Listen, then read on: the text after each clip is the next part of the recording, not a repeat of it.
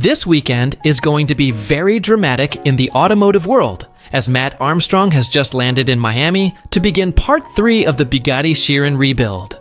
And this time, he's not tearing things down. He's building them back up. The skeptics said splitting the car was the easy part. Now Matt has to prove he can actually reassemble a Bugatti Chiron Pur Sport in a regular garage and get it running again, despite Bugatti refusing to back the rebuild. Hit the like button, share, and subscribe to this channel, because what happens in Miami this weekend determines whether the most legendary independent Bugatti rebuild ever attempted actually succeeds or comes up short. Matt posted an update confirming he's back in Miami at CV Customs, where the Chiron has been sitting split in half waiting for reassembly. This rebuild is going part by part. Part 1 was disassembly. Part 2 was part sourcing and fabrication planning. Now comes the moment of truth, the reassembly.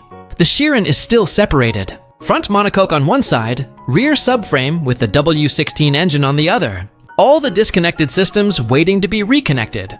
All the custom components waiting to be fitted. Matt's focus this weekend is the gearbox mounting bracket, the component that caused this entire car to be split in the first place. Now we're in Miami, and well, you guys all know why we're here. We've come to film part 3 on the Bugatti. We've got to go and put it back together. We've got some options with the gearbox mounting, which is the next job. A load of people are doubting us on whether we can actually get it back running again because, okay, taking it apart, it didn't seem too hard, but the skill begins when we're putting it back together, and that is going to be the next video. Options mean decisions still need to be made. The CNC machined replacement bracket that's been in development. Potentially a repair solution for the original cracked bracket. Maybe even a sourced used part if one became available. Whatever option Matt lands on has to work because without that bracket properly secured, the car cannot be reassembled. Matt directly confronted the criticism that's been building as this rebuild progressed. A lot of people are questioning whether he can actually get it running again, because sure, taking it apart didn't look that difficult. But reassembly is where real skill gets tested. That's the narrative the doubters have been pushing. Anyone can strip a car by pulling bolts. Actually putting it back together correctly requires understanding how systems interact, proper torque specs, correct assembly sequences, and the diagnostic ability to confirm everything works. The doubters think Matt got lucky splitting the Chiron. They're expecting reassembly to expose his lack of factory training and specialized knowledge. Bugatti's position only feeds that doubt. Their entire argument was that independent garages don't have the capability to properly service a Chiron. Not just parts, knowledge, equipment, and procedures. If Matt can't get the Chiron running after reassembly, that validates everything Bugatti said. The rebuild becomes proof that manufacturer support is actually necessary, not just corporate gatekeeping. But if Matt successfully reassembles the car and gets it running, every claim Bugatti made collapses under documented evidence. The doubters aren't completely wrong though. Reassembly genuinely is harder than disassembly for specific technical reasons. When taking a car apart, you follow the sequence in reverse. Mistakes are obvious. If something won't come loose, you're likely out of order. But reassembly requires knowing what goes in first. Some components have to be installed before others, or they become physically blocked. Wiring harnesses need routing exactly right, or they get pinched.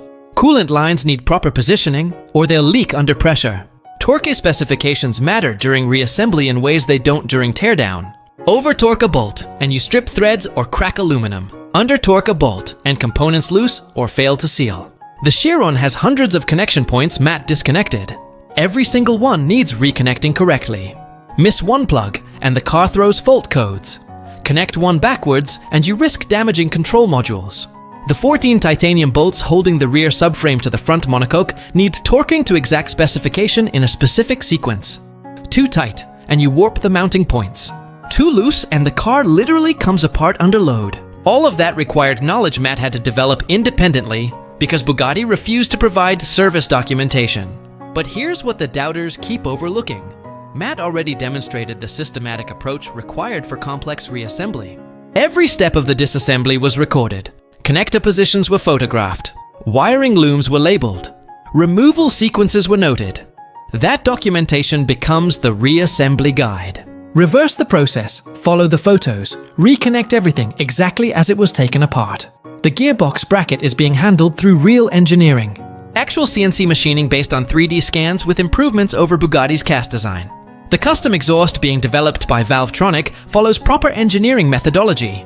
3D printed templates, junction design, calculated flow dynamics. Matt isn't winging this rebuild. He's treating it like the engineering project it actually is. Identify requirements, develop solutions, verify everything before installation. That methodical approach is exactly what successful reassembly demands. The doubters expecting failure are betting against a proven process. The gearbox mounting bracket is the critical decision Matt faces this weekend. Install the CNC machined replacement bracket designed to improve on Bugatti's original cost component. The cleanest solution if the part is ready and fits correctly. Repair the original. Fastest but least reliable long term. Source a used bracket. Factory spec, but availability is uncertain. Matt saying he's got options means the decision isn't locked in yet.